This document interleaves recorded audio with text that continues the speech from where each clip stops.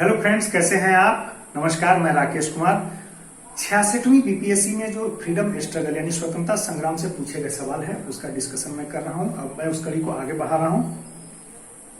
अगला सवाल है कि बिहार की स्थापना कब हुई थी। अब बिहार की स्थापना की हम बात कर रहे हैं तो बिहार सबसे पहले जो है जब ब्रिटिश हुकूमत था तो बिहार ब्रिटिश हुकूमत के काल में क्या था। ब्रिटिश हुकूमत काल के समय में बिहार बंगाल प्रेसिडेंसी का हिस्सा था।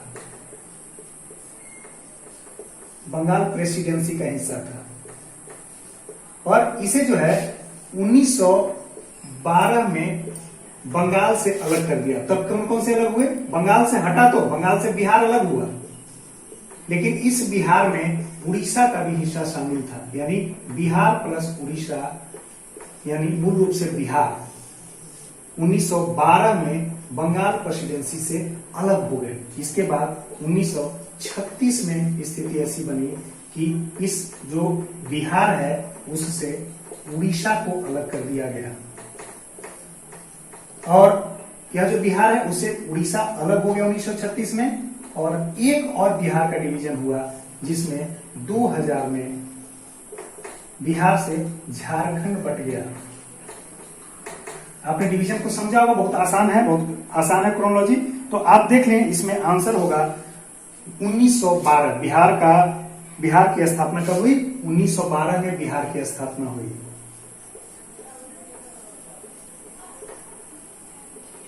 बिहार की स्थापना।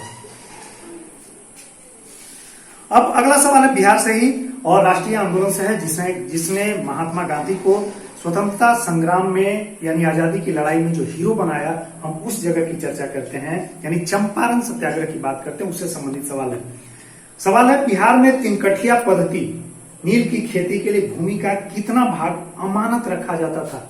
अब देखिए, चंपारण में हुआ था,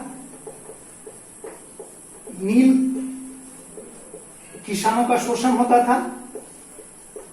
किनके द्वारा शोषण होता था? यूरोपीय जो लोग थे यानी ब्रिटिशर्स जो थे उनके द्वारा शोषण होता था। और यह जो प्रथा थी वहां तीन कठिया प्रथा का मतलब है कि एक बीघे में 20 कट्ठा होता है। एक बीघे में 20 कट्ठा होता है। 20 कट्ठा कितने में होता है? एक बीघे में,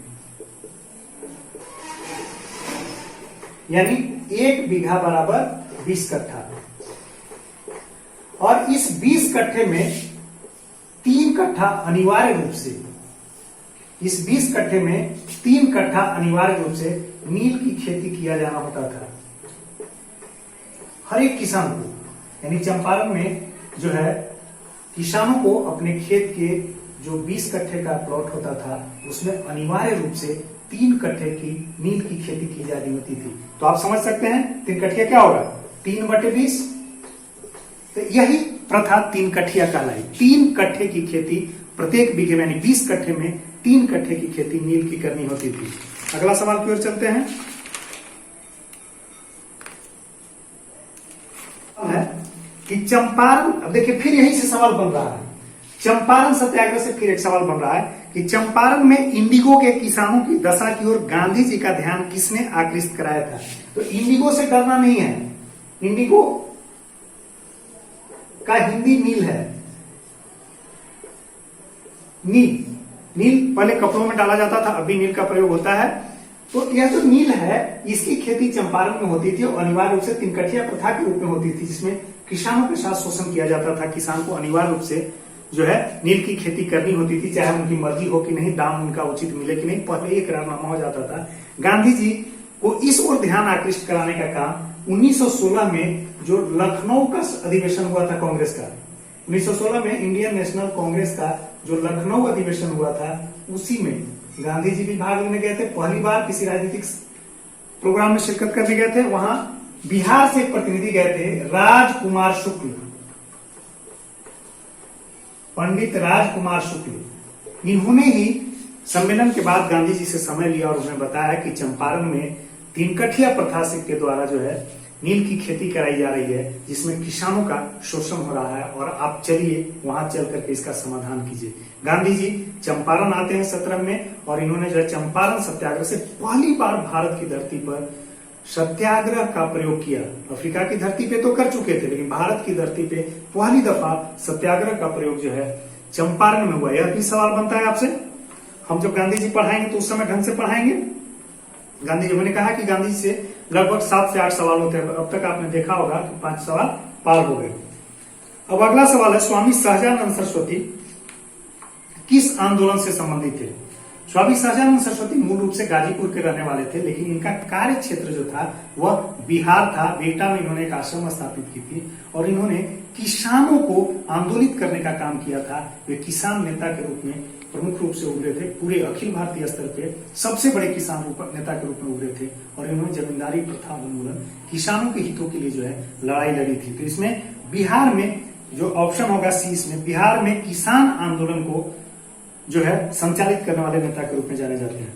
अब फिर एक अगला सवाल है, निम्न में से कौन सा भारत में गांधी का प्रथम सत्याग्रह आंदोलन था जिसे सविनय अवज्ञा प्रयोग भी कहते हैं? अभी हमने कहा कि चंपारण से देखिए कितना सवाल आ गया, फिर चंपारण का ही मामला है। पहली दफा अफ्रीका से 15 में गांधी जी लौटे थे, 16 में लखनऊ के अखिल भारतीय कांग्रेस का जो सम्मेलन हो रहा था, वार्षिक सम्मेलन, उसमें शिरकत किए थे। वहीं बिहार के जो प्रतिनिधि गए हुए थे पंडित राजकुमार शुक्ल, उन्होंने चंपारण के तिनकठिया जो नील की खेती की पद्धति थी उसमें शोषण जो हो रहा था उसकी तरफ गांधी जी का ध्यान दिलाया, और पहली दफा 1917 में गांधी जी ने चंपारण में सत्याग्रह किया।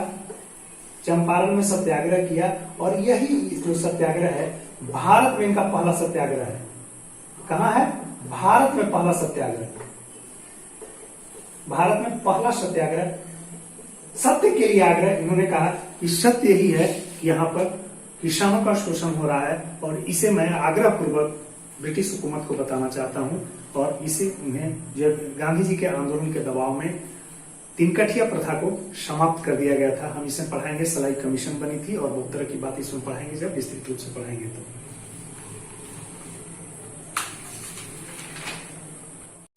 अगला सवाल है, 1893 में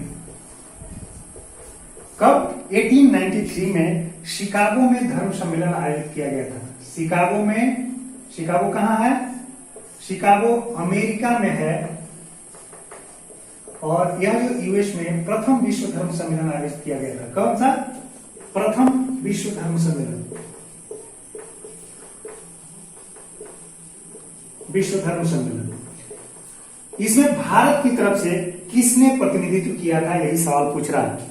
तो आपको पता होना चाहिए कि भारत की तरफ से इस प्रथम विश्व धर्म सम्मेलन में भारत की तरफ से प्रतिनिधित्व करने वाले स्वामी विवेकानंद थे। स्वामी विवेकानंद थे। अब थोड़ा सा इंटरेस्टिंग, इसके पीछे स्वामी बनने की कहानी जो है थोड़ा सा इंटरेस्टिंग है, उसको मैं बता दूं कि स्वामी विवेकानंद का बचपन का नाम नरेंद्र नाथ दत्त था। जब 1853 में उन्हें प्रथम विश्व धर्म संसद में जाने का आमंत्रण मिला, मौका मिला, तो खेतरी के राजा के पास आर्थिक सहयोग के लिए गए थे। खेतरी जानते हैं कि राजस्थान में है। राजा ने उन्हें कहा कि आप नरेंद्र नाथ नाम से जाएंगे तो लोग बहुत वहां तवज्जो नहीं देगा, स्वामी और इस तरह के धर्माचार्य जैसा कुछ नाम लगाइए, जब रख लेंगे तो आपका वजन अपने आप बढ़ जाएगा। और खेतरी के राजा की सलाह पर नरेंद्र नाथ ने अपना नाम स्वामी विवेकानंद रखा, और इसी नाम से वे फेमस हुए। अगला सवाल है, 1923 में 1923 में स्वराज पार्टी की स्थापना किसने की? अब देखिए, इसको हम गया सम्मेलन से जोड़ते हैं। हमने 1922 में बताया था, पीछे की क्लास में डिस्कस किया था। 1922 में इंडियन नेशनल कांग्रेस, भारतीय राष्ट्रीय कांग्रेस का वार्षिक अधिवेशन कहां हुआ था? गया, बिहार में हुआ था, जो कि सेकंड था बिहार की धरती पे। बिहार की धरती पे थर्ड अधिवेशन भी हुआ है, जो 1940 में हुआ है। अभी का जो रामगढ़ है हजारीबाग के पास, वहां पे हुआ था। तो इस गया की धरती पर जब सम्मेलन हो रहा था तो इसकी अध्यक्षता किसने किया था? इसकी अध्यक्षता सीआर दास ने की थी, चितरंजन दास ने की थी। और यही पे चुनाव में भाग लेने के मुद्दे पे कांग्रेस के बड़े नेताओं से इनका डिफरेंस हुआ इस सम्मेलन के दौरान, और इन्होंने 1923 में, 22 में तो अध्यक्षता कांग्रेस की कर रहे थे, 1923 में कांग्रेस के अंदर ला करके ही, अंडर कांग्रेस की बात हो रही है, अंडर ला करके ही इन्होंने स्वराज पार्टी की गठन की। और कहां गठन की? इलाहाबाद में गठन की। अभी का जो प्रयागराज है उस समय इलाहाबाद के नाम से जाना जाता था। और इसमें इनका सहयोग मिला। सीआर दास के साथ कौन जुड़े? मोतीलाल नेहरू। यानी 1923 में मोतीलाल नेहरू और सीआर दास ने मिलकर के स्वराज पार्टी की स्थापना की। स्वराज पार्टी की स्थापना की। यह घोषणा कहां हुई? वह स्थल था इलाहाबाद, जहां पर स्वराज पार्टी की स्थापना की गई। अब इसको आप गया के अधिवेशन से जोड़ेंगे तो चीजें बहुत आसान हो जाएगी, आप इसको कंसेप्टिवली जोड़ ले जाएंगे। अगला सवाल है, नील प्रसिद्ध नाटक नील दर्पण, जिसमें इंडिगो की खेती करने वाले किसानों के दमन का चित्रण किया गया है, की रचना किसने की? अब देखिए, इंडिगो,